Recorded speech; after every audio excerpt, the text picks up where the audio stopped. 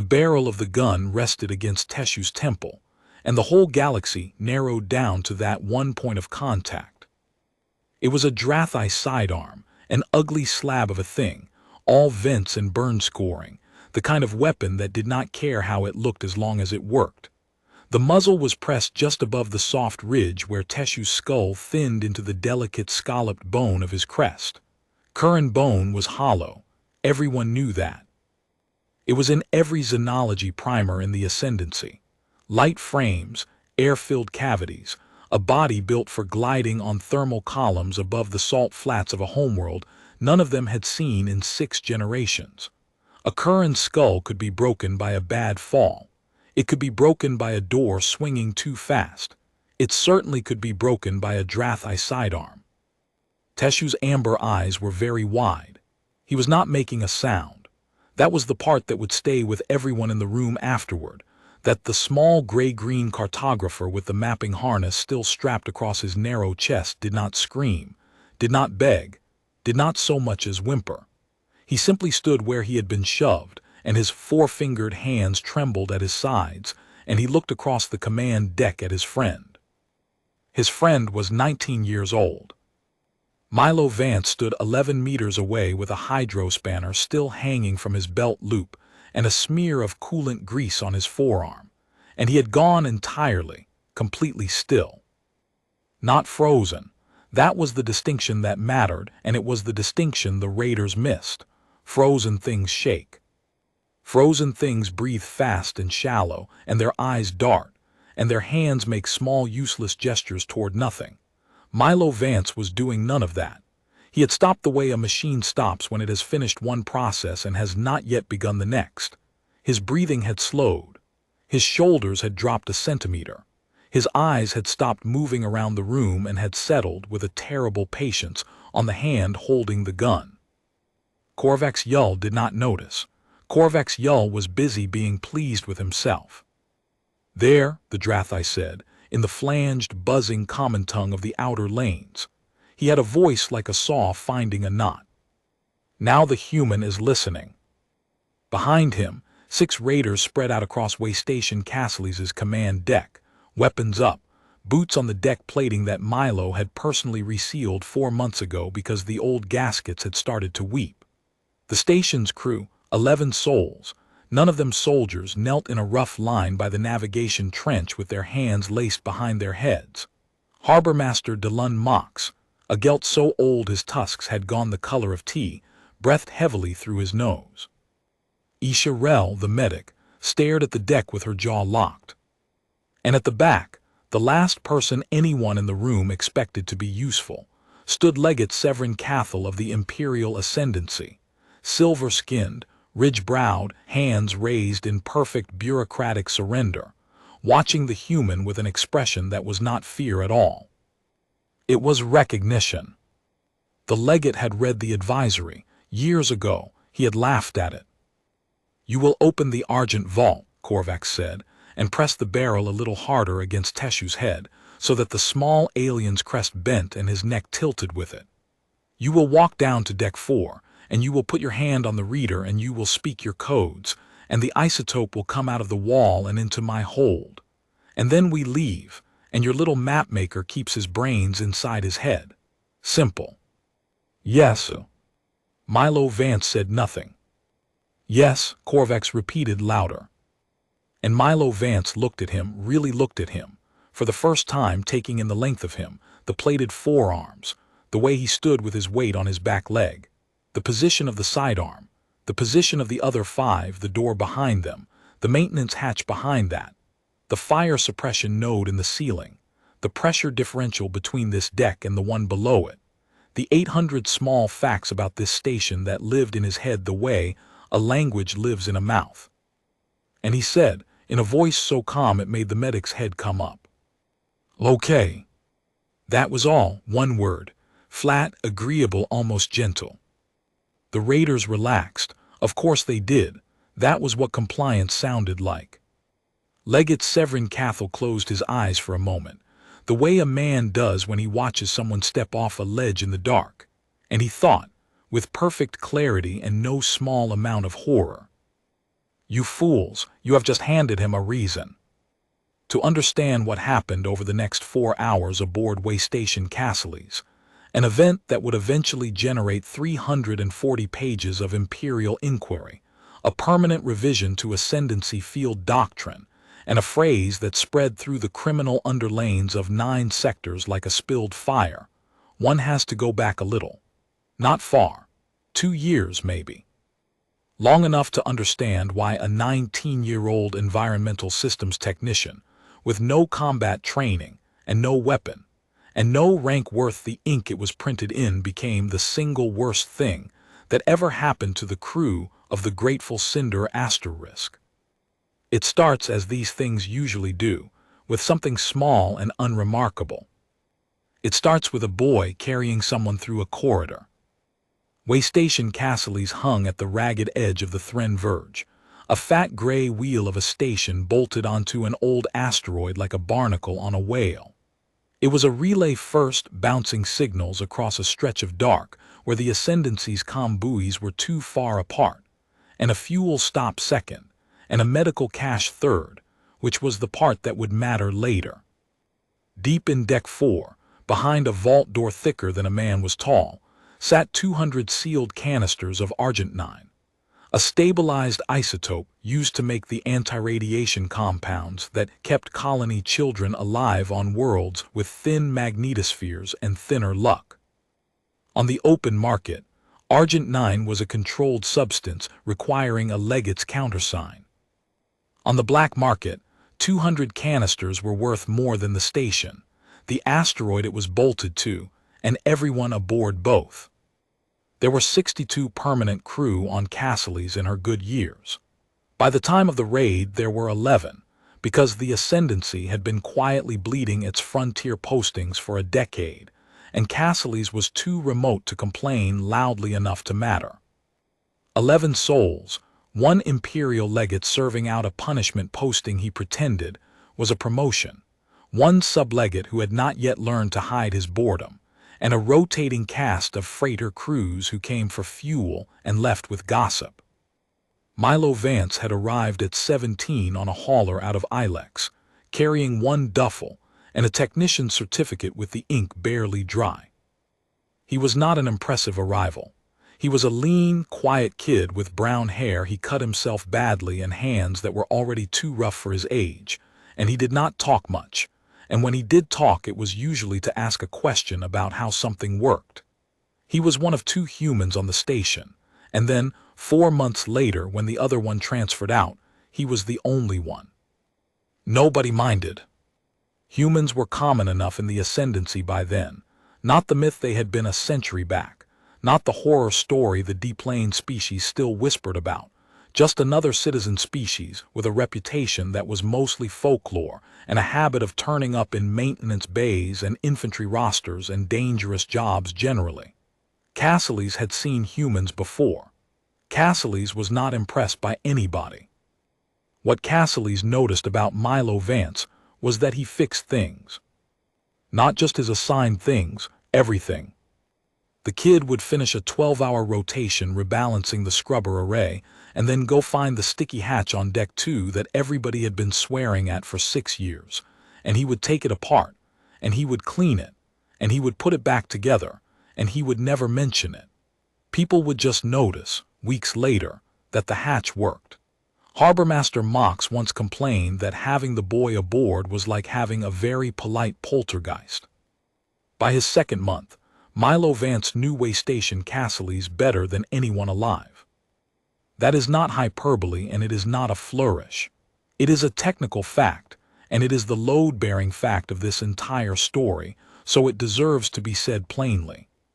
He knew which corridors ran hot because the coolant loop under them had a hairline weep nobody had budgeted to fix. He knew that the grav plates on the ring's outer arc were half a generation older than the ones on the inner arc, and that if you cut power to them in the wrong order, the transition made you stumble.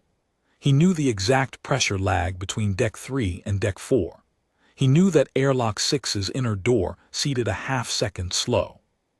He knew where every fire suppression node was, and what it dumped, and how fast. He knew the station's bones and blood and nerves, because he had spent 2 years with his hands inside all of them. He was not a soldier. He was something that, under the right circumstances, is considerably more dangerous. He was a man who knew exactly where he was standing. Teshunaval Cadros Teshu, to everyone from the second day, came aboard 8 months after Milo on a cartography rotation. The Kirren were the Empire's mapmakers. It was the closest thing to a joke their species allowed themselves. They had come into the ascendancy 400 years earlier, a small, gentle, glass-boned people with astonishing spatial memory and a cultural aversion to violence so deep it had its own grammar. The Kirren tongue had no active voice construction for the deliberate harming of a thinking being. You could say a rock fell on someone. You could not, without twisting the language into a shape that made Kirren wince, say that you had struck them. So they surveyed. They charted drift lanes and gravity shoals and the slow migration of debris fields, and they were very good at it, and the rest of the galaxy mostly ignored them, which suited the Kirren fine. Teshu was 90 centimeters tall at the crest. He weighed less than a full oxygen bottle. His hands had 4 long fingers each, and the webbing between them caught the light like oil on water, and he could hold 6 data slates at once and read all of them, which he did constantly while walking, which is why he was always crashing into things. Milo met him because of a decompression drill. It was a routine drill, the kind the harbor master ran every 90 days out of a stubborn adherence to protocol that everyone privately resented. Klaxons, sealed sections, a stopwatch, a lot of grumbling, except that on that particular drill the Deck 2 blast door, the sticky one, the one Milo had not yet gotten around to, did what sticky doors do. It came down 4 seconds early, and it came down hard. It did not hit Teshu. It hit the deck in front of him, which was worse, because the shock through the plating knocked him off his feet, and a Kirren who falls does not fall like anybody else. He goes down like a dropped lantern.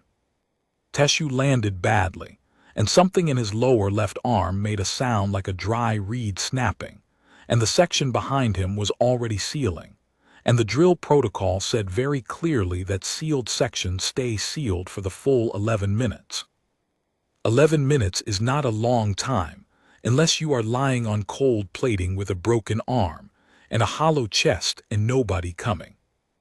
Milo Vance was 3 sections away, on the wrong side of 2 doors, when he heard it on the intercom. Not a scream, because Kirren do not scream, but a thin, high, wavering note like a struck wire.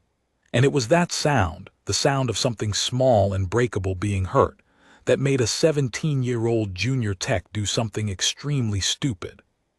He blew the door. Not with explosives. He was 17, not a lunatic.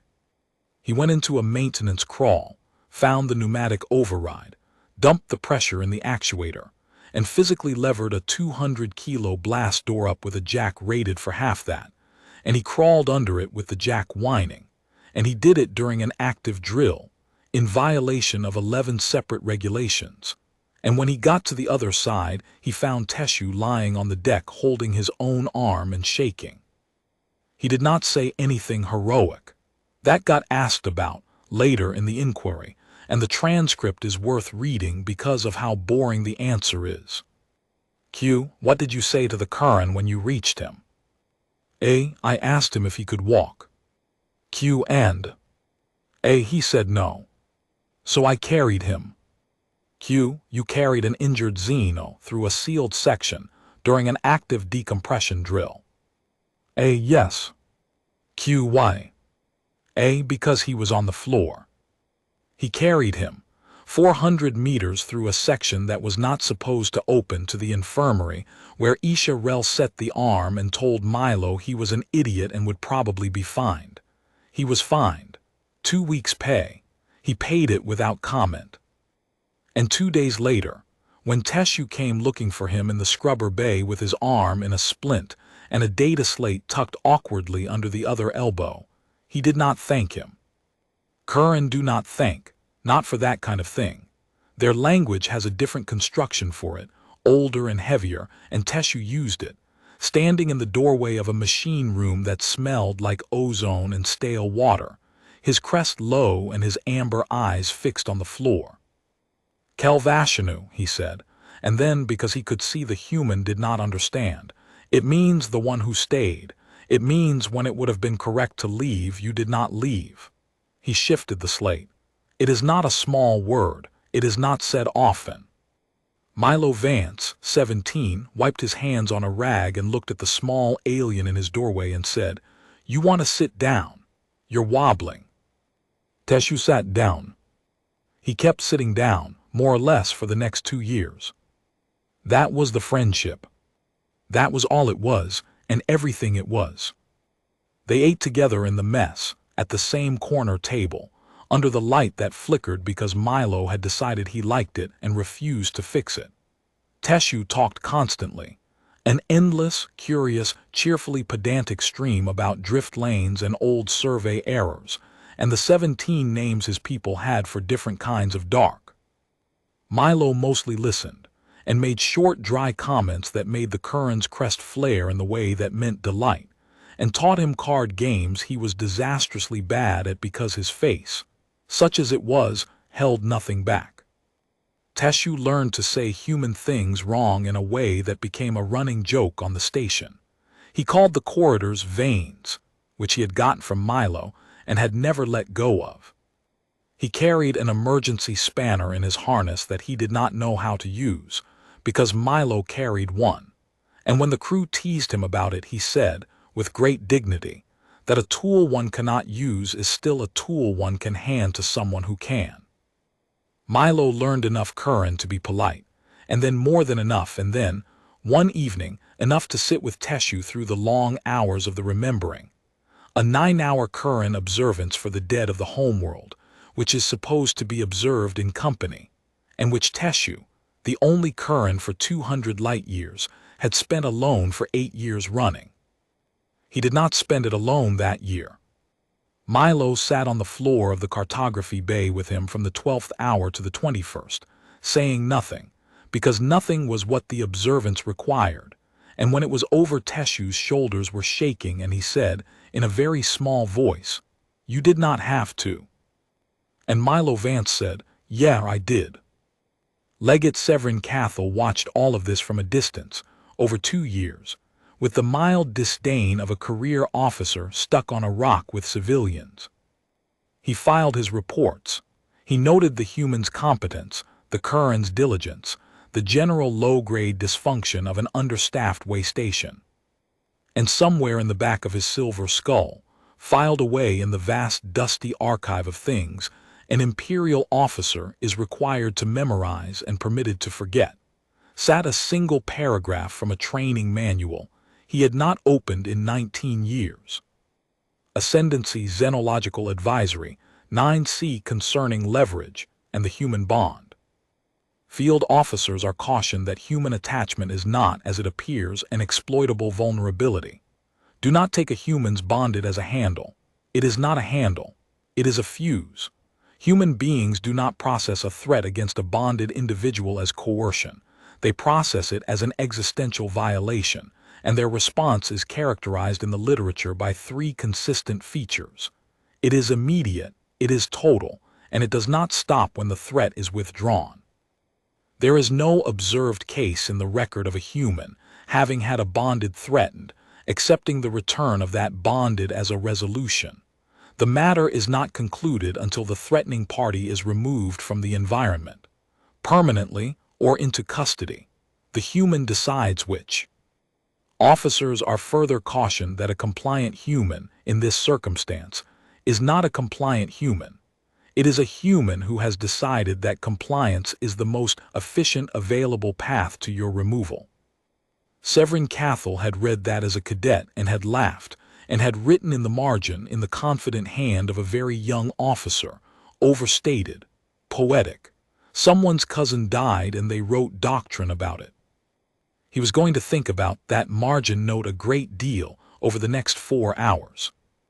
The Grateful Cinder came in at 400 station time on the 11th day of the cycle, squawking a guild transponder and a manifest full of agricultural machine parts, requesting a fuel top-up and a berth for 6 hours. Everything about her was correct. The transponder was real, stolen off a hauler that had been quietly scuttled in the Verge 9 weeks earlier, its crew put out an airlock, its identity peeled off and worn like a coat. The manifest was correct. The approach vector was correct. Korvax Yull had been doing this for 19 years, and he was very good at it, and he had never once been caught, and this was because he was patient and thorough and in his own cold way brilliant. He had spent 5 months on Cassilis, not aboard, listening. The Verge is full of chatter, and a station like Cassilis leaks. Shift schedules, supply gripes, personal comms bouncing off a relay that has not had a proper encryption refresh since before the boy was born. Korvax's signals woman, Yuva Bran, had pulled 11 weeks of intercepts and built a profile of every soul on that wheel. Who drank, who was in debt, who would fold and who would fight and who would freeze. And she had found in that stack a pattern so obvious she had flagged it in her first week. The human and the Kirren were never apart.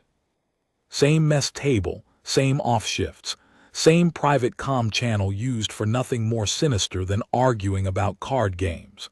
When the Kirren was on a survey rotation, the human's comm traffic dropped by 60%.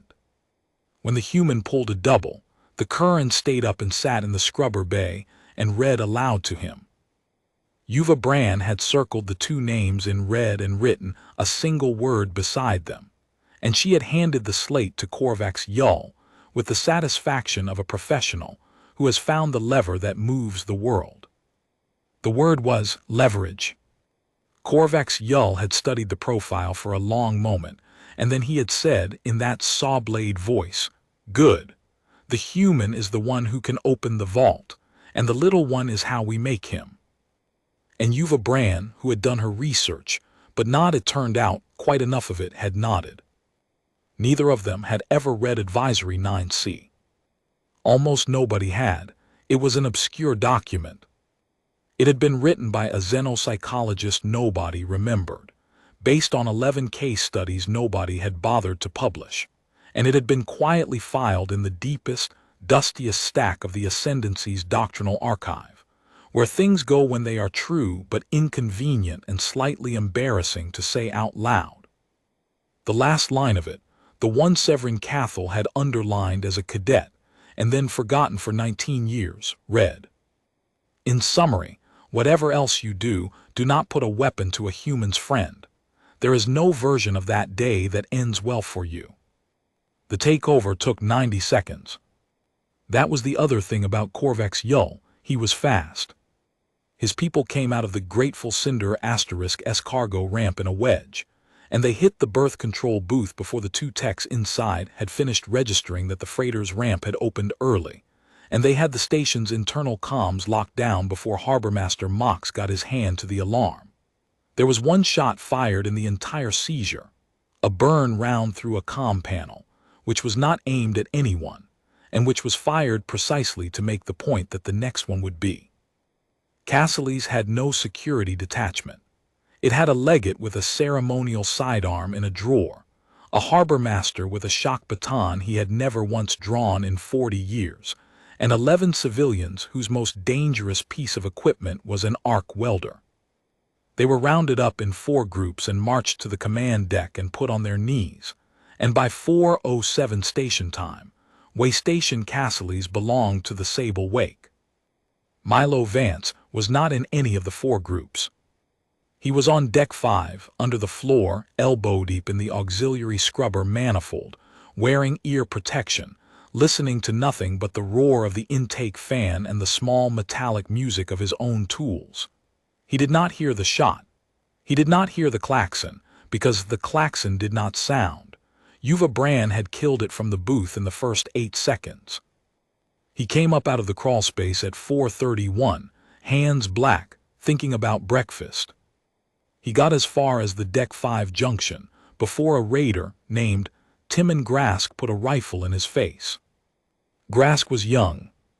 Not as young as Milo, but young, a wole, gray-furred, with the kind of nervous overgrip on his weapon that told you exactly how many times he had actually used it. He shouted at Milo to get on the ground. Milo got on the ground. He did not argue, did not stiffen, did not do any of the things that get people shot in the first 90 seconds of a hostage situation. He put his face on the deck plating he had resealed 4 months ago, and he let a stranger bind his wrists behind his back with a plastic tie, and the entire time, his eyes were open and moving. One shooter, rifle not sidearm, long weapon bad in corridors. He's holding it too tight, comms in his ear so he's talking to someone. He came from the aft lift, which means the aft lift is powered, which means they've got the ring's main bus, which means they're in the booth. Where's Teshu? That last one was not a thought so much as a pressure. It sat behind his sternum, and it did not go away, and it colored every other calculation he made from that moment forward. Grass called him up and marched him forward, and Milo counted corridors, and by the time they reached the command deck, he had a working map of the occupation in his head, where the raiders were, roughly how many, what they had taken, what they had not. They had not taken Deck 4, the vault deck, which meant they could not. Which meant they needed him. Which meant they had already worked out what to do about that. He came through the command deck hatch and saw the crew on their knees, and Mox with blood on his tusk from where someone had struck him, and Isha Rel white-faced, and Thren Verge standing with his hands up and his silver face carefully, perfectly empty. And then he saw Teshu. The small Kirren was standing in the middle of the deck between two raiders, and his mapping harness had been half torn off him. The delicate strap snapped. One of the data slates smashed on the plating at his feet. And Korvax Yull was standing behind him with a hand on his shoulder, a hand that could close and break that shoulder without effort. And everyone in the room understood that, and Korvax had positioned himself with the precision of a man who knew exactly what tableau he was making. Teshu's eyes found Milo's across the deck. He did not say anything, but his crest, the fine scalloped ridge of bone that a Kirren cannot control, the one that gives them away, the one Milo had learned to read the way you learn to read a face, flattened all the way down against his skull. It was the Kirren gesture for don't. Don't do it, don't give them what they want, don't do anything for me. Milo looked at him for one long second. And then Korvax Yull drew his sidearm and put it against Teshu's temple and said, "Now the human is listening." "Okay," Milo said. The word landed in the room like a dropped tool. Isha Rel's head came up. Harbormaster Mox made a low sound in his chest. And Thren Verge, who had spent 30 years learning to read the small changes in a face across a negotiating table, looked at the 19-year-old technician standing at the hatch with his wrists bound and grease on his arms, and felt the first cold finger of dread trace its way down his spine. Because the boy had not hesitated. A frightened person hesitates. A frightened person says, "Don't hurt him, and please, and I'll do whatever you want, just..." A frightened person negotiates, because a frightened person still believes the situation is a conversation. Milo Vance had said "okay," the way a man says it when he has already stopped listening to you and started working. "Good," Korvax said. He kept the gun where it was. Cut him loose. Grass cut the tie. Milo brought his hands around and rubbed his wrists once, and then let them hang loose at his sides. "Deck 4, Korvax said. "The vault, talk." Milo's voice was steady, not brave steady, not defiant, just level the way it was when he explained a system to somebody. "It's a 3-stage lock," he said. "Biometric on a keyed technician. That's me or Mox, and Mox's palm is..." He glanced at the harbormaster's swollen, bleeding hand where someone had stepped on it. "Not going to read right now. Then a rolling code which cycles every 90 minutes and prints to the station log, so you need the current one. Then a legate countersign." Korvax's head turned, slow and reptilian, toward Thren Verge. The legate lowered his hands very slightly. "I am an Imperial officer," he said, with a calm that cost him more than anyone in the room would ever know. "I am not permitted to." "You are permitted," Korvax said, "to watch me take this creature's head off. Would you like to be permitted to do that?" There was a pause. "I will countersign," said Thren Cassilis. "There," said Korvax Yull, pleased. "Everybody is being sensible." And Milo Vance said quietly, "There's a fourth thing." The room went still. Korvax's eyes narrowed. "You said 3. 3 locks," Milo said. "The fourth thing isn't a lock. It's an interlock. Deck 4's vault chamber is pressure isolated. Argent 9 goes unstable if it's cooked. So the whole chamber runs cold and thin, quarter atmosphere, and it's on its own environmental loop. If the vault door opens while the chamber's differential is out of tolerance, the safety system slams it shut again and mag welds it, and then you need a shipyard to get it open." He paused. "The differential's out of tolerance. It's been out of tolerance for 2 weeks. That's what I was doing under Deck 5 when your man found me. I was rebuilding the auxiliary scrubber that feeds that loop." The silence stretched. "You are lying," Korvax said. "Check the station log," Milo said. "Maintenance ticket 419. It's been open since the 6th. Mox has been chewing me out about it every day." Yuva Bran at the console checked. Her fingers moved. She looked up and gave a small nod. "Ticket's real, filed the 6th. Environmental fault, Deck 4 cold loop." Korvax Yull looked at the human for a long time. Here is the thing that people always get wrong about a lie told under a gun. They imagine it has to be brilliant. It does not. It has to be asterisk boring asterisk. It has to be the kind of thing that a bureaucracy would generate and a technician would complain about, and a criminal who has spent 11 weeks studying the sad small logistics of an understaffed waystation would find completely, tediously plausible. Ticket 419 was real. Milo had filed it himself 3 weeks ago about a genuine fault. He had also fixed that fault 11 days ago and had simply not gotten around to closing the ticket, because closing tickets was the part of the job he hated and the part nobody ever checked. The vault could be open right now, today, in 4 minutes. Milo Vance had just bought himself an errand. "How long?" Korvax said. 90 minutes to rebalance the loop, maybe 2 hours. Milo shrugged, and it was the most casual, most infuriatingly ordinary shrug anyone in that room had ever seen. "It's a scrubber. It takes what it takes. You have 1 hour. Then you get a mag-welded vault and a very rich shipyard." Somebody in the crew line made a sound that was almost a laugh and turned it into a cough. Korvax Yull's plated jaw worked. He was a patient man. He had not survived 19 years by shooting the one person who could give him what he wanted. And so he did what he had always done, what had always worked, what would have worked on almost any other member of almost any other species in the Ascendancy. He tightened his grip on the leverage. 2 hours, he said. You will go down to Deck 5 with an escort, you will fix your scrubber, and the mapmaker stays here. The gun did not move from Teshu's temple. Every 15 minutes you will report to me on the open channel. If you miss a report, I will break one of his fingers. There are 8.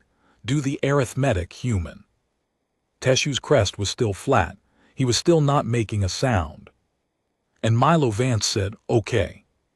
He turned to go. And Sesk stopped him.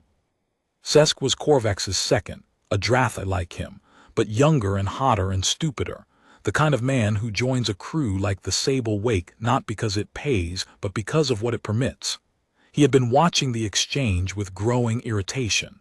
He did not like how calm the human was. He did not like that the boy had walked in with grease on his arms and had not wept or begged or wet himself. He did not like the asterisk okay. To Sesk, the human's calm looked like disrespect. He stepped into Milo's path and said, "Wait." And then, without preamble, without any purpose beyond the making of a point, he reached out and took Teshu's lower left arm, the one that had been broken 2 years ago, the one that had healed slightly crooked, the one Milo had carried him 400 meters on, and he snapped it. The sound was not loud. Hollow bone never is. It was a dry, small, papery crack, the sound of a reed breaking, and it was followed by that thin, high, wavering note that Kirren make instead of screaming, and Teshu's knees went out, and Korvax's hand on his shoulder was the only thing that kept him upright. Nobody moved. The mess of it, and it should be said plainly because it matters, because this is the hinge on which everything after it turns. The mess of it was not dramatic. There was no blood. There was no spectacle. There was a small gray-green person hanging limp in a stranger's grip with his arm bent wrong and his amber eyes wide and wet, breathing in fast, shallow gulps, and there was a 19-year-old boy standing 4 meters away, watching. Cesc grinned. He turned to the human to see the effect.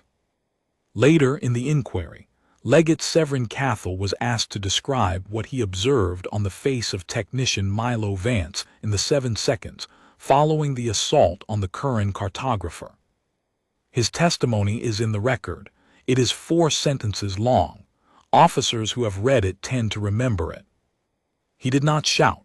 He did not cry. His expression did not become angry. I want that understood, because it is the part that is difficult to convey, and it is the part that matters. His face went quiet, the way a room goes quiet when the machines shut down, and he looked at the man who had done it, and I watched a 19-year-old boy stop being a person who was afraid of anything at all. Milo Vance looked at Cesc. He looked at him the way a surveyor looks at a piece of ground.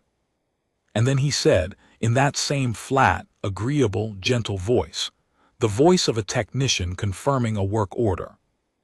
"Okay." And he turned around, and he walked out of the command deck with his escort, and he went down to deck 5 to fix a scrubber that was not broken. The hatch sealed behind him. Cesc laughed and said something in Drathi that made 2 of the others laugh with him. Yuva Brand did not laugh. She had gone very still at her console, and she was staring at the closed hatch, and her hand had drifted to the butt of her sidearm without her quite noticing. She was thinking about her intercepts. 11 weeks of them. The human and the Kirren, the same table, the same channel, the little one reading aloud in the scrubber bay at 300 because the human was pulling a double and did not want to be alone with the fans. She had written leverage on that slate in red, and she had been proud of it. She was now, for the first time in her professional life, wondering if she had mislabeled something. "Korvax," she said. "Oh." The human, she wet her lips. He did not react. He reacted, he complied. "That is not," she stopped. She was a signals officer. She did not have the words for what she was looking at, only the shape of it, the way you feel a mass in the dark by the way it bends the light around it. "Boss, when we did the Have-It job, the Gelt captain screamed and swung at us when we hit his mate. When we did the Rennick run, the Ovine pilot begged for 11 straight minutes. That is what it looks like when you find the lever. They fight or they fold asterisk. That was neither." Korvax Yull glanced down at the Kirren, who was cradling his broken arm and shaking, and looking at the closed hatch, with an expression the Drathi could not read. "He is a boy," Korvax said. 19, a janitor with a wrench. What is he going to do, Yuva?" "Bleed on me." And from the back of the room, in the flat-clipped accent of the Imperial Corps, Legate Thren Cassilis said, "He is going to take this station apart around you." Every head turned. The legate had not moved. His hands were still raised, but something had changed in his silver face, and it took Korvax Yull a moment to identify it, because it was the last thing he expected to see in the eyes of a hostage. It was pity. "You have made a mistake," Thren Cassilis said quietly. "You do not know yet how large it is. I am going to explain it to you once because I am an officer of the Ascendancy, and it is my duty to prevent avoidable deaths, including yours." He nodded very slightly at the sealed hatch.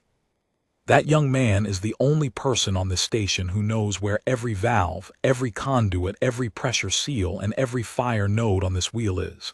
He has spent 2 years with his hands inside her. You have just sent him, unsupervised, into her guts. And before you did that, you broke the arm of the one person alive he would die for." The legate's mouth twisted. "I would advise you to leave. Now, without the isotope." It is already almost certainly too late, but almost is the only word I have to offer you. Sesk sneered and raised his weapon at the legate's chest. Korvax Yull put out a hand and pushed the barrel down. He was a patient man. He was a thorough man.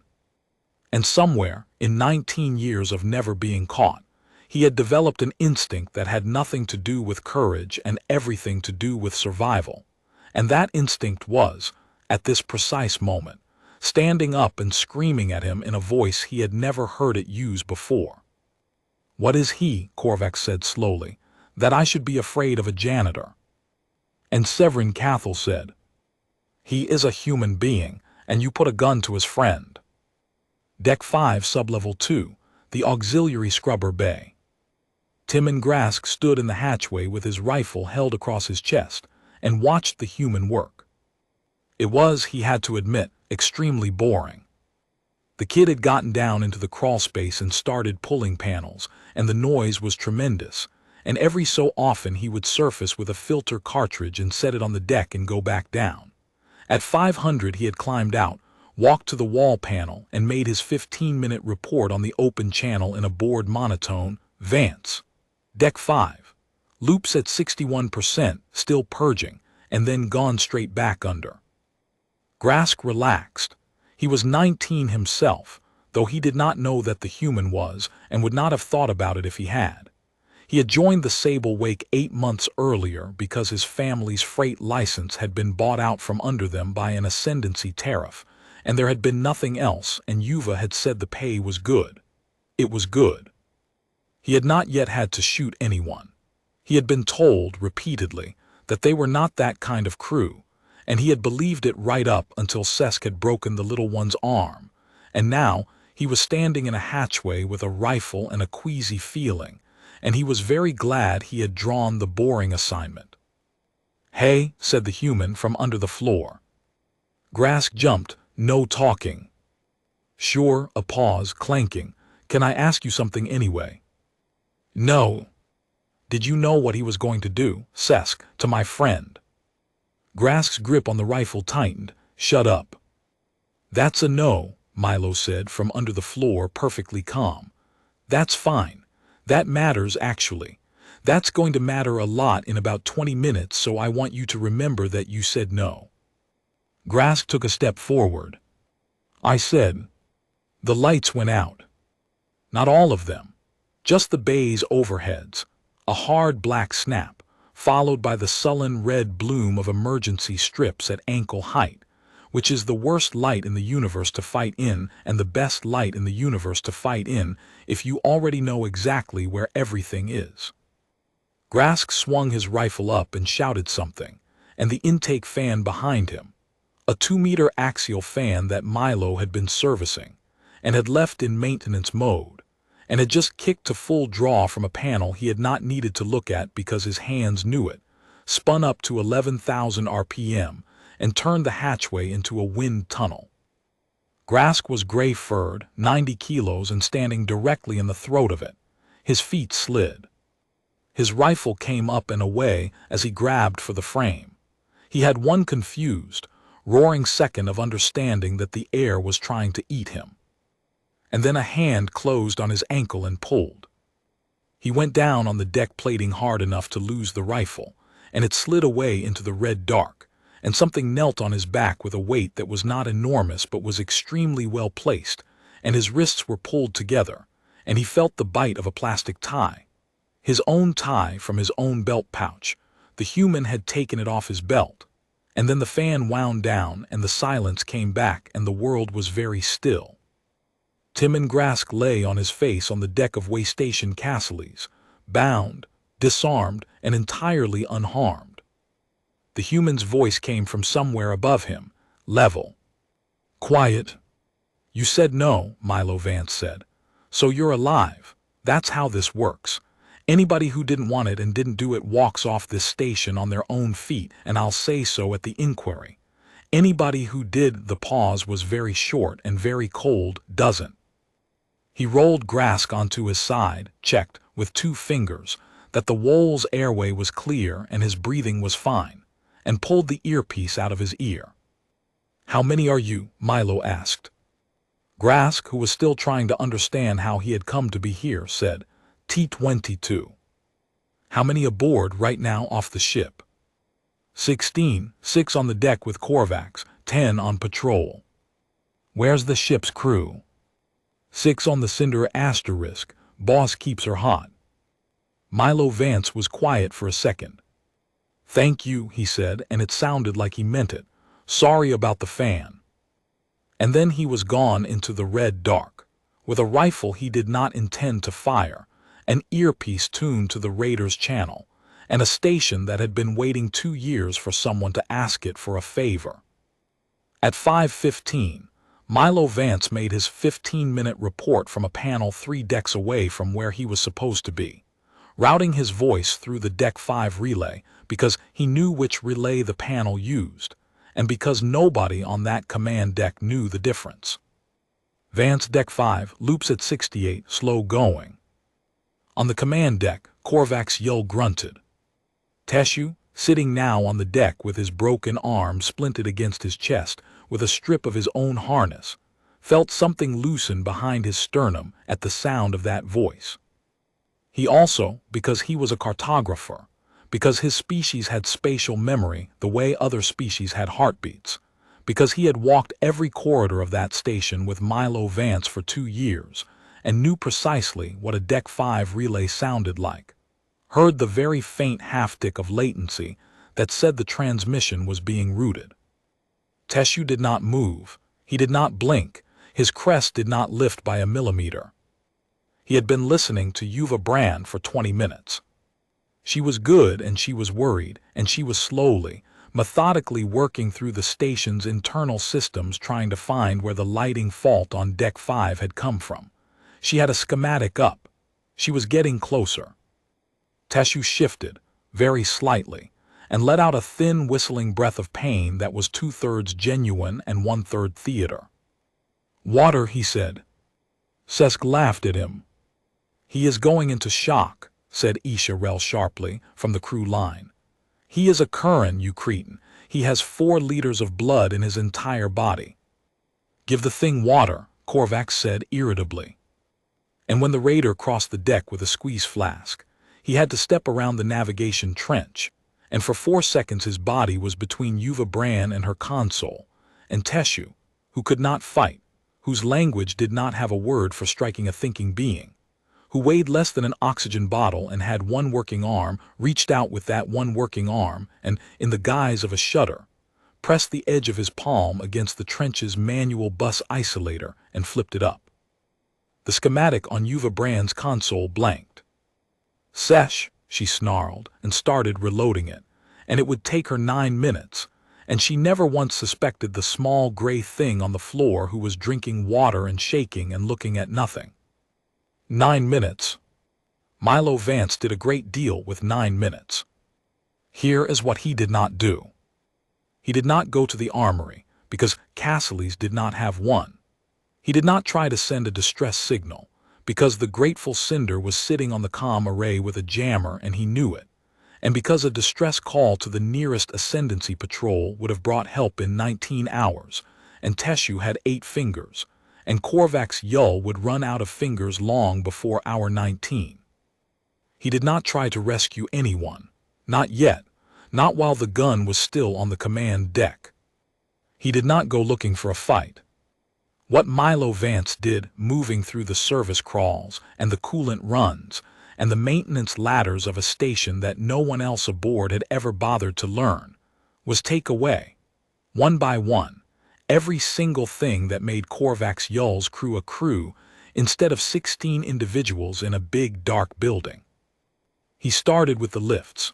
4 minutes at a junction box on Deck 3, and the aft lift lost its car call and stopped between decks with 2 raiders inside it, and the forward lift lost its power entirely. And from that moment, no one on Waystation Cassilis could move between decks except by ladder. And ladders are vertical and slow, and a person on a ladder cannot use a weapon. Then he went for the doors. Cassilis had 31 pressure bulkheads, and every one of them was on the same emergency circuit, and Milo did not close them all, because closing them all is what an amateur does. He closed 9. He picked the 9 that turned the station's ring a loop, a circle, a shape you can run around into a branching dead-ended maze with exactly 4 ways through it, and he knew all 4 and nobody else did. Then he went for the map itself.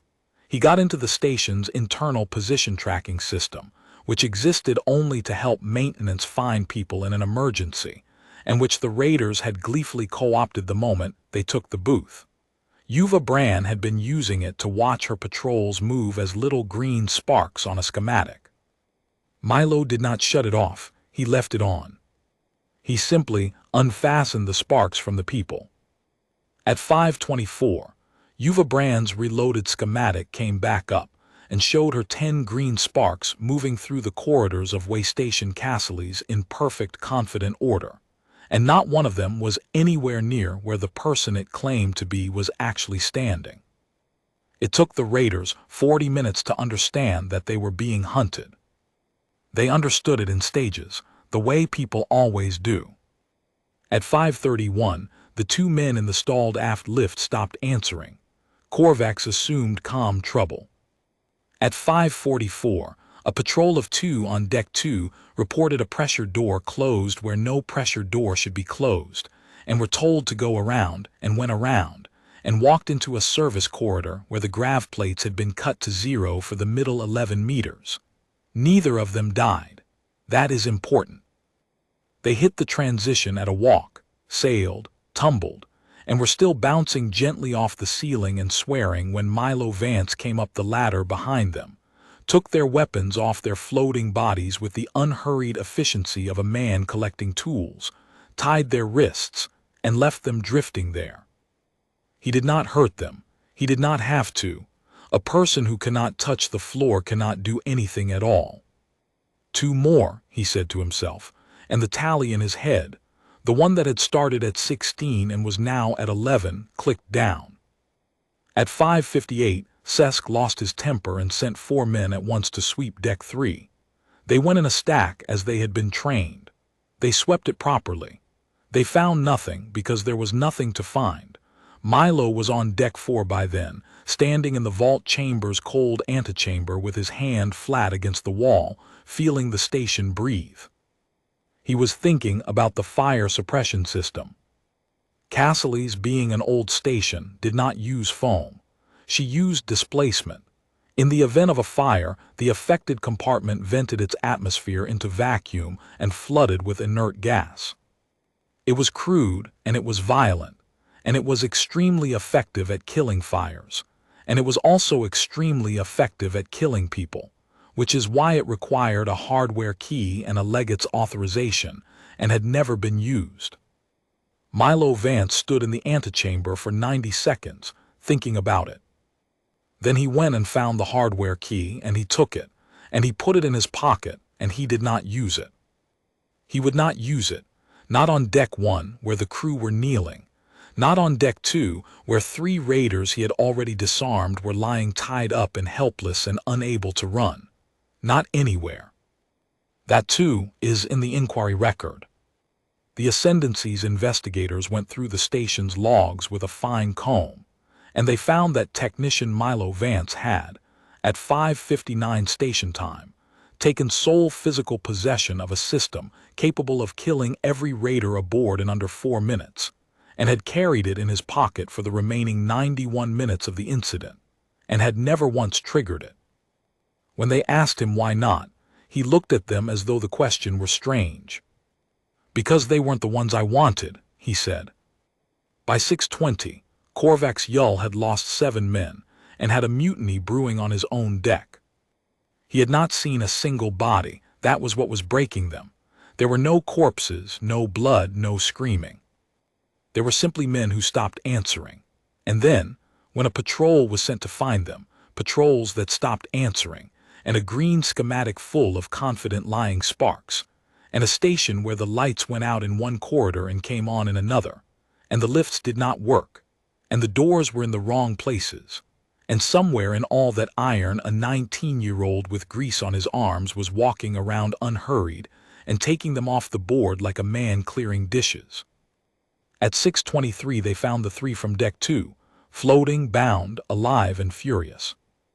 At 6:31, they cut the stalled lift open and found the two inside it sitting on the floor with their wrists tied and their weapons gone, and one of them saying, over and over, that he had never even seen the door open. And at 6:40, Sesk stood in the middle of the command deck with his sidearm out and shouted at his crew that they were cowards, that it was one boy, one unarmed janitor, and that he was going to go down there himself and drag the human back by his hair and make him watch. And that was when every speaker on Waystation Cassilis came on at once. There was no static. Milo Vance had rerouted the station's general address system through the medical bay's clean channel, because it was the only one the Cinder S jammer was not touching, and the sound was crisp and close and very, very calm, and it came out of every wall on every deck, and it said, "Corvex yo." The command deck went absolutely silent. "This is Milo Vance," the human said. "I have 11 of your people. All of them are alive. All of them are restrained. 3 of them are hurt, and none of them are hurt badly, and I did that on purpose, and I want you to think about what it means that I could have chosen otherwise." Sesk's mouth was open. On the floor, Teshu Kadros lifted his head, and his crest, slowly, painfully, and entirely without his permission, rose. "You have 5 people left on this station," the voice said, "and a ship, and the vault is not broken. It was never broken. I lied to you about that at 4:40 because I needed 2 hours, and you gave them to me, and I have used them." Corvex Yull's hand went, very slowly, back to his sidearm. "I'm going to tell you the same thing I told the boy you sent to guard me," Milo said, "and then I'm going to come up there. Put your weapons down and stand away from my friend, and every one of you walks off this station in ascendancy custody with all your bones where they started. That offer is real. It is on the record. The legate is standing right there, and this is going out on the log, and I am not a liar." A pause, 1 beat, 2. "Except for one of you." And the temperature in that room dropped 10 degrees, because everyone in it, every single one of them, including Sesk, especially Sesk, knew exactly who he meant. "You broke his arm," said the voice in the walls, "and you smiled at me while you did it." Sesk's sidearm was shaking. "I'm coming for you last," Milo Vance said, "so you have time to think about it." The speaker clicked off. For 8 full seconds, nobody on the command deck of Waystation Cassilis said anything at all. Then Yuva Brand stood up from her console and unclipped her sidearm, and set it down on the deck plating with a small, deliberate clack, and stepped away from it with her hands open at her sides. "Yuva," said Corvex Yull. "He is not bluffing," she said. "Pick up your weapon." "Boss." She turned to face him, and her voice was perfectly steady, and she was the best signals officer in 9 sectors, and she had just watched an entire operation come apart with no bodies and no blood and no warning. "I have been listening to that boy for 11 weeks. 11 weeks. Do you know what he talks about on that channel with the little one? Card games. Filters. Whether the mess coffee is technically a beverage," she swallowed. "He has never once said an angry thing, not one in 11 weeks of intercepts. I profiled him as low risk, non-confrontational, compliant. Then he is. I profiled him correctly, she said. That is what I am telling you. He is all of those things. And then Sesk broke that arm and he stopped being them, and there is nothing in my file that tells me where he stops now." She looked at the sealed hatch. "There is nothing in anybody's file." "There is," said Legate Thren Verge. He said it quietly, and he said it into a silence that had become, in the space of half a minute, absolutely attentive. "There is a file," the legate said. "It is 19 years old, and I read it as a cadet, and I laughed at it. And I have been trying to remember it exactly since your man put that gun to that boy's friend, and I think I have most of it now." He lowered his hands. Nobody stopped him. Ascendancy Xenological Advisory 9C, he said. Do not take a human's bonded as a handle. It is not a handle, it is a fuse. Sesk made a contemptuous noise. The legate ignored him. He was looking at Korvax Yull, and he was speaking to Korvax Yull, and there was in his voice the specific weary precision of an officer explaining a minefield to a man who is already standing in it. You have understood the human wrongly, he said, and so has almost everyone for a very long time, and I include myself. The mistake is this. When you threaten what a person loves, you expect one of two responses. Fear, they fold, or rage, they lunge badly and you shoot them. Every species in this empire does one or the other, and both of them end with you in control, and that is why leverage works, and that is why you have used it for 19 years and never been caught. He nodded at the wall, at the speaker, at the whole vast humming iron body of the station. Humans do a third thing, he said. They do not fold and they do not lunge. They asterisk narrow. Everything that is not the problem falls away.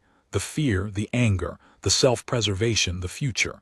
The ordinary decent hesitations that keep the rest of us tolerable to live with, all of it gone. And what is left is a mind of ordinary intelligence pointed at a single objective with absolutely nothing in the way. It is not that they become better fighters. He has not become a better fighter. He is a 19-year-old boy with a wrench. It is that he has become, for as long as this lasts, a creature with no other considerations at all asterisk. Korvax Yull's plated jaw was tight. Then he will burn out. They always do. Adrenaline panic, whatever they run on. That is the second thing the advisory says, Thren Cassilis said, and it is the part I laughed at hardest, and it is the part I would give a year of my life to have you understand. He leaned forward. It does not stop when the threat is withdrawn. He let that sit. You cannot give the Kirren back and end this, the legate said. That is what you are still, somewhere behind those eyes, imagining you can do. Hand the little one over, take the isotope, fly away, call it business. It is not business. It stopped being business the moment that bone broke. There is no observed case in the entire record, 11 case studies, 9 sectors, 400 years of a human accepting the return of a threatened bonded as a resolution. Not one. They do not want him back. They are getting him back. That is a foregone conclusion, and it is not the point. His voice dropped. The point is you. You are the open item on his list, and he will not close it by killing you necessarily. He told you as much, and I believe him, because the third finding of the advisory is that a human in this state is not cruel. He is asterisk thorough asterisk, and there is a difference, and you will learn it today. He will close it by asterisk removing you. And he will keep coming until that is done, and he will not be tired, and he will not be reasonable, and there is no threat you can make that will slow him down, because you have already made the only one that would have worked, and you used it, and it is gone. The legate straightened. He was, in that moment, every inch an officer of the ascendancy, and he had never once looked it before. That is why the doctrine exists, he said. That is why one obscure xenopsychologist nobody remembers wrote 9 pages and buried them in a drawer. Not because humans are strong. They are not especially strong. Because there is exactly one way to make a human unstoppable, and it is free, and it is easy, and any fool with a gun can do it in half a second. He looked at Sesk. And you did. Sesk's weapon came up. Enough, roared Korvax Yull. And in the silence after that, Harbor Master Delun Mox, 61 years old, tusks the color of tea, kneeling with a broken hand, began, very softly, to laugh. They surrendered in ones and twos over the next 20 minutes, and it was not dramatic. That is worth saying because the tellings of it afterward, and there were many in 9 sectors in the underlanes, in bars where hard people drink, always tried to make it dramatic, and it was not. It was quiet and it was bureaucratic, and it was, in its own way, far more frightening. A raider named Olet on deck 2 heard a voice come out of a maintenance grill behind him and say, "There's a door to your left. Go through it, sit down, put your hands on your head." Nobody's going to touch you. And Olet, a veteran of 11 jobs, a hard man by any reasonable measure, went through the door and sat down and put his hands on his head, and he was still sitting there, unbound, when the Ascendancy Patrol arrived 19 hours later, because he had been told to sit down and he had not been given permission to get up. 2 more surrendered on the ladder between decks 3 and 4. They simply stopped climbing and dropped their weapons down the shaft and called out, and the human came and tied their wrists and told them politely that their friend in the lift was fine. The last of the 10 patrols was a woman named Kars who had made up her mind to kill the human, and had gotten herself into an excellent position in the Deck 4 antechamber, behind a stanchion, with a clear firing lane down the only corridor he could come from. She waited there for 11 minutes. Milo Vance never came down that corridor. He came down the cold loop conduit above her, because the vault chamber was pressure isolated and had a service run that did not appear on any schematic Yuva Bran had access to. And the first thing Kars knew about any of it was a wrench handle pressing gently against the base of her skull and a voice saying, "You can put that down or I can put you down. I don't want to, I'm on a schedule." She put it down. "Thank you," said the human, and tied her hands and moved on. 16 aboard, 15 accounted for. And on the command deck, Korvax Yul Sesk, and 3 men whose nerve was audibly cracking, and 11 civilians on their knees and 1 legate, and 1 small gray-green cartographer with a broken arm sitting very still and listening to the station he had helped map for 2 years with his whole self, for the sound of a friend coming. At 7:04, Korvax Yul made his decision. He was a survivor. 19 years, no arrests, no scars worth mentioning. He had built that record out of a single unglamorous virtue, which was the ability to know, faster than anyone around him, exactly when to leave. "Bay 2, he said. "Now Sesk, you and Rill on point, Perrin cover. We move to the Cinder, and we burn hard and we leave." "The isotope," Sesk began. "There is no isotope," Korvax turned on him, and for the first time his voice was not a saw finding a knot but a saw asterisk screaming. "There was never any isotope. There is a boy in the walls who has taken 11 of my crew in 3 hours without killing one of them, which means he asterisk chose not to, which means he is not finished, and if you say the word isotope to me again, I will leave you here for him." Sesk, "Shut up." And Korvax Yul reached down and picked up Teshenaval Urkadros by the back of his harness. The small Kirren weighed less than his kit, and tucked him against his chest with 1 plated arm, and put his sidearm against the side of that fine scalloped skull, and said, "He comes. He is the only thing keeping that human from putting a spanner through my eye." Legate Thren Cassilis said very softly, "It is not, though, not anymore." Korvax did not hear him, or did not listen, which by then amounted to the same thing.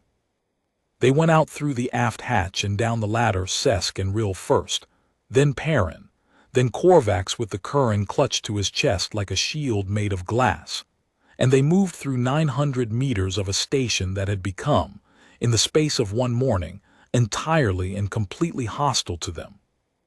The lights went out ahead of them and came on behind them. A pressure door closed at a junction and forced them left when they had meant to go right. At the Deck 3 crossover, the grav plate surged to 1.4 gravities for 11 seconds, and Perrin, who was carrying too much, went to 1 knee and cried out. Nobody attacked them. Nobody appeared. There was only the long, patient, unhurried architecture of a place that knew them for what they were, herding them the way a stockman herds cattle, not by force, but by closing every door except the one he wants you to walk through.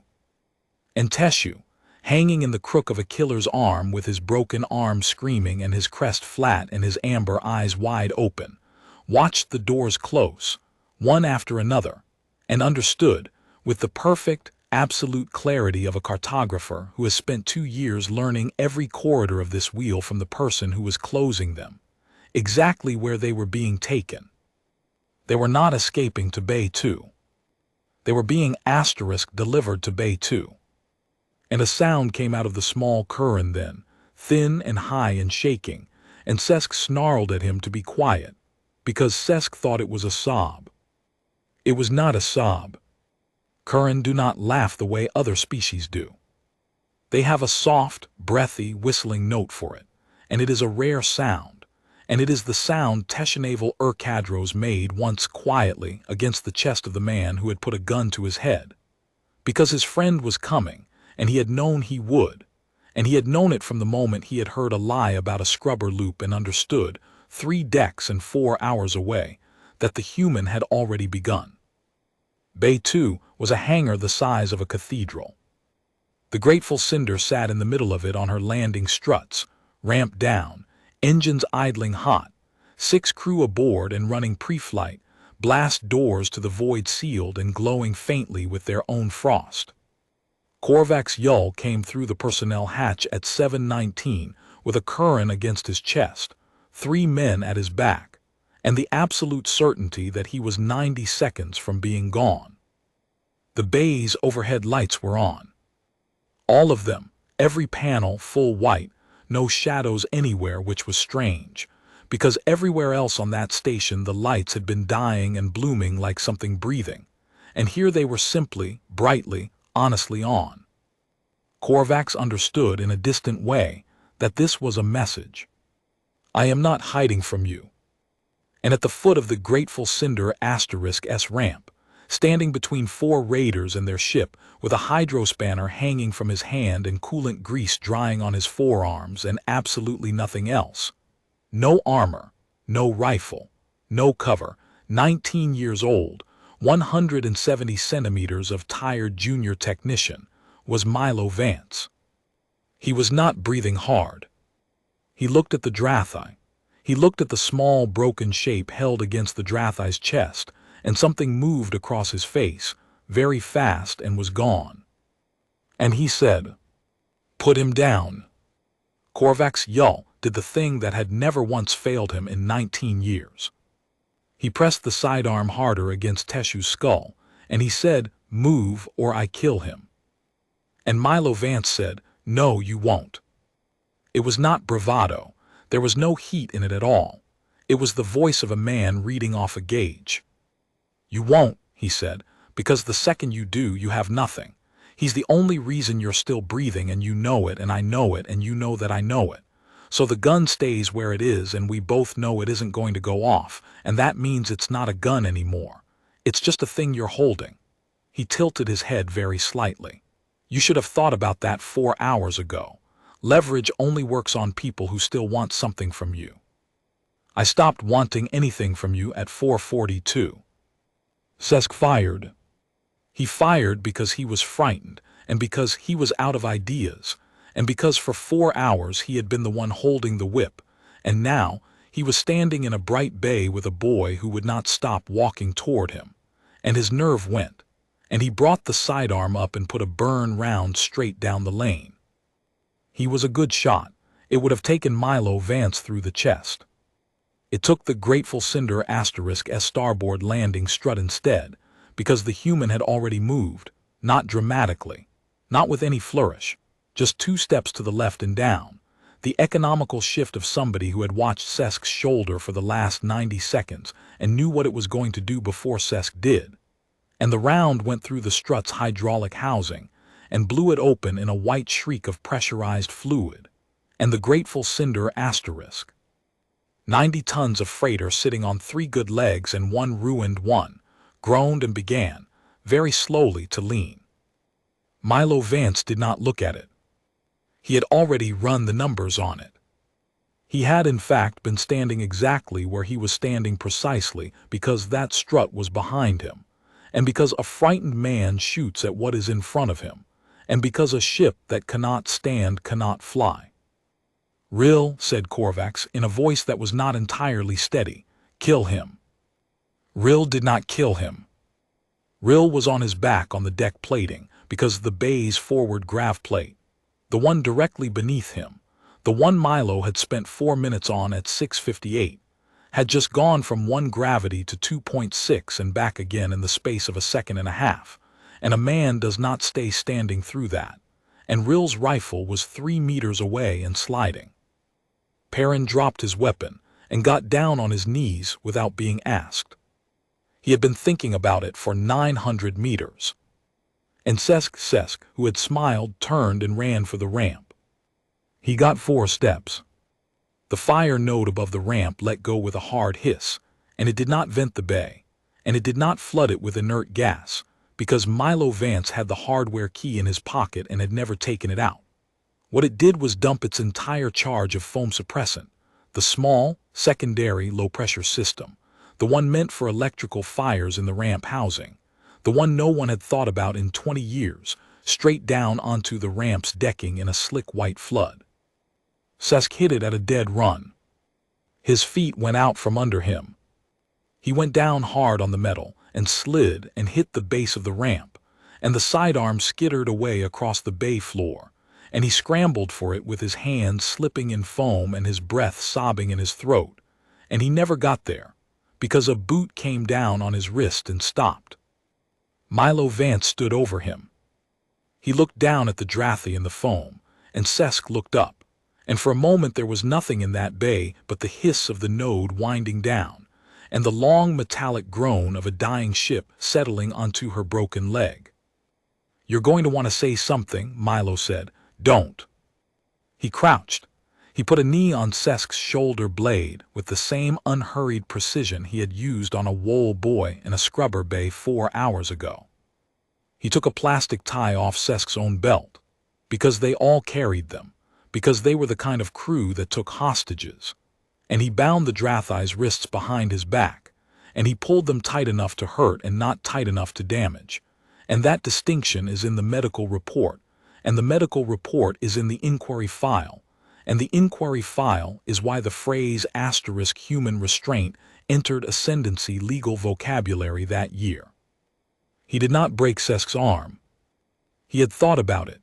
He thought about it for a long time afterward on quiet shifts, and he told the inquiry so because he was not a liar. He did not do it. And then he stood up and turned around, and Korvac's Yull was still holding Teshu, and the gun was still against Teshu's head, and there were now exactly 2 people left standing in that bay who mattered. "I will do it," Korvac said. His voice had gone thin. He was backed against a stanchion.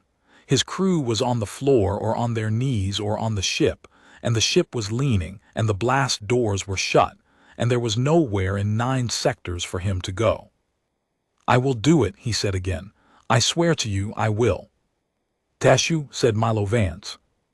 And the small Kirren, hanging in the crook of a killer's arm with a broken arm strapped to his chest, opened his eyes and looked at his friend.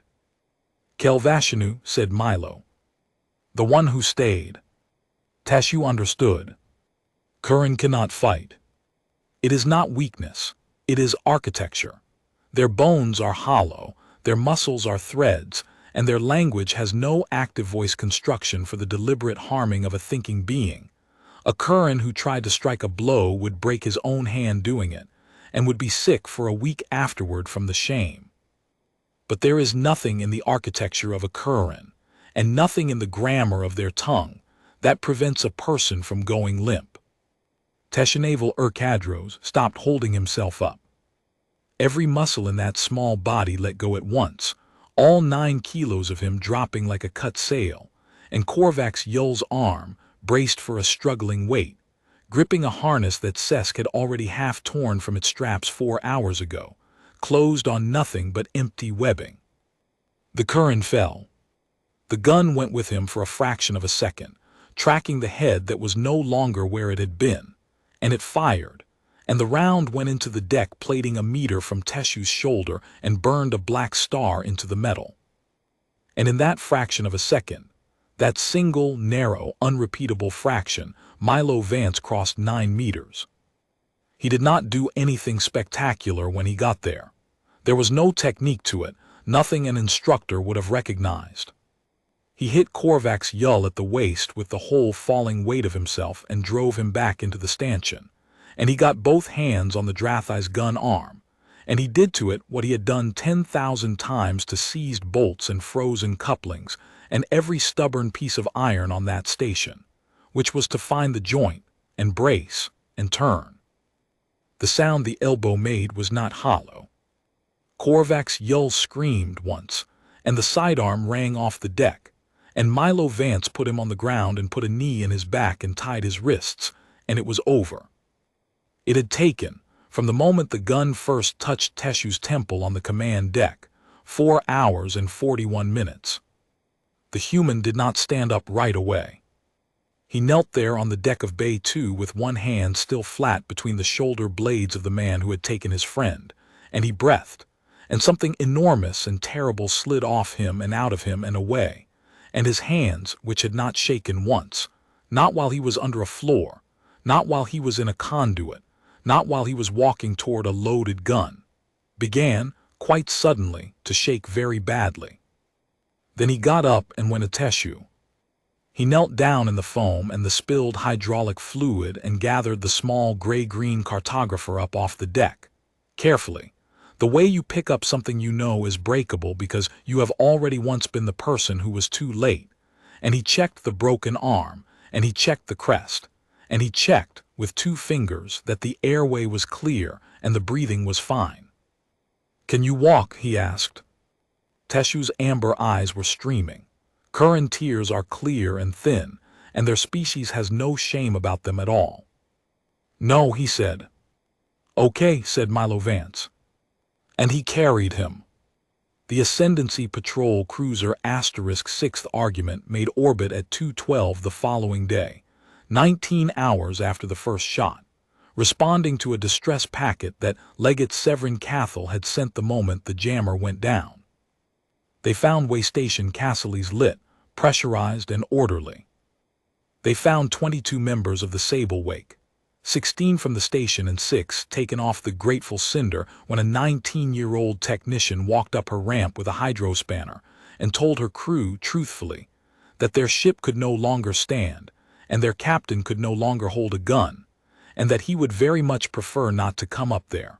All of them alive, all of them restrained, all of them accounted for by name on a handwritten list. Injuries among the raiders: 1 broken elbow, 3 concussions, 11 cases of what the medical officer at a loss recorded as acute grav transition nausea. No fatalities. Injuries among the station crew and Ascendancy personnel: 1 broken hand, various contusions, and 1 fractured Kirren humerus, splinted and set and healing. The boarding officer, a hard-eyed Vantine major who had spent 20 years pulling apart pirate crews across the Verge, walked into that bay, looked at 22 of the most dangerous people in 9 sectors sitting in neat rows with their hands tied, and asked Legate Thren Verge, in a voice of genuine bewilderment, what security detachment had done this. And the legate, silver-skinned, ridge-browed, 19 years too late to a truth he had once written a snide little note about in the margin of a manual, pointed across the bay. Milo Vance was sitting on a cargo crate by the infirmary hatch, filthy, exhausted, with his boots off, and a cup of terrible mess coffee going cold in his hands. Teshu was asleep against his shoulder, arm splinted, crest at rest, snoring the thin, reedy snore of a Kirren who has decided that he is safe. The human had not moved in 2 hours. He was not going to move. Anyone who had proposed moving him would have found it a very short conversation. "Him," said Thren Verge. The major stared. "The boy *." "The boy," the legate agreed. "And what precisely," said the major, "did 22 hardened raiders do to provoke *" that?" Thren Verge looked across the bay for a long moment at the human, and the small sleeping shape tucked into the crook of his arm, and the terrible cooling coffee, and the boots on the deck, and he found that he was, unexpectedly and rather horribly, close to tears, which was not a thing that legates of the Imperial Ascendancy did. "They put a gun to his friend," he said. The inquiry ran 4 months and generated 340 pages. No charges were brought against technician Milo Vance. The fine for the blast door incident 2 years earlier was quietly refunded. Ascendancy Xenological Advisory 9C was pulled out of the deepest, dustiest stack in the doctrinal archive, revised, expanded, and reissued fleet-wide as mandatory reading for every officer, every Marine, and every customs inspector in the Empire. They kept the old text. They added the new case study. And at the bottom, where the last line had always been, they left it exactly as the forgotten xenopsychologist had written it, because 400 years and 11 case studies and one waystation in the Thren Verge had proved that nobody had ever said it better. In summary, whatever else you do, do not put a weapon to a human's friend. There is no version of that day that ends well for you. It spread. It got out of the manual and into the underlanes, the way true things do, and it changed shape as it traveled and lost the citation and kept the meaning. And within 2 years, there was not a crew working the Verge that had not heard some version of it, muttered over a bad drink by someone who knew someone who had been there. You can rob a human. You can beat a human. You can put him on his knees and take everything he owns, and he will get up and rebuild it and probably not even hate you very much. Do not touch what he loves. He will not scream. He will not threaten you. He will go quiet, and he will look at you the way a surveyor looks at a piece of ground, and he will say, "Okay." And then you will be a name on a handwritten list. Milo Vance stayed on Waystation Cassilis. He turned down 2 transfers, a commendation posting, and one extremely persuasive recruiter from Imperial Intelligence, who came all the way out to the Verge and left again after 19 minutes looking as though he had been gently and comprehensively dismantled. The reason was not complicated, and it was not heroic, and when the last of them asked him for it, he gave it the way he gave everything, plainly and without decoration, and while fixing something. The Kirren was still here. The arm healed slightly crooked, the second time as well as the first. Teshu never got it properly straight, and he never seemed to mind, and he took to carrying his spanner on the other side of his harness, the tool he still could not use, the one he kept so that he would have something to hand to someone who could.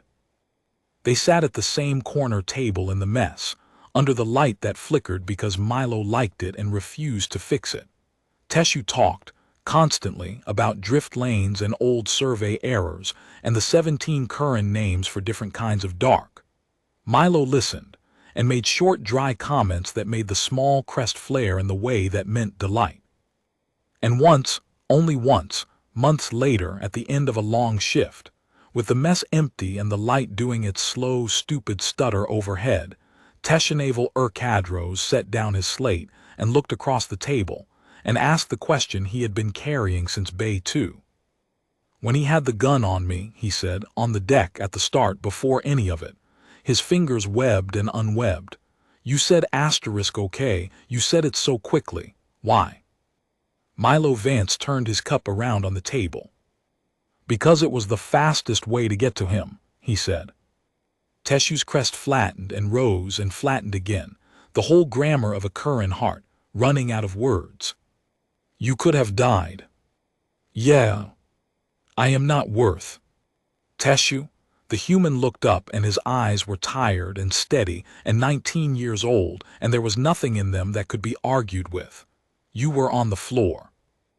And that was all he ever said about it, then or afterward, to the inquiry or the recruiters or the officers or the historians or the 340 pages.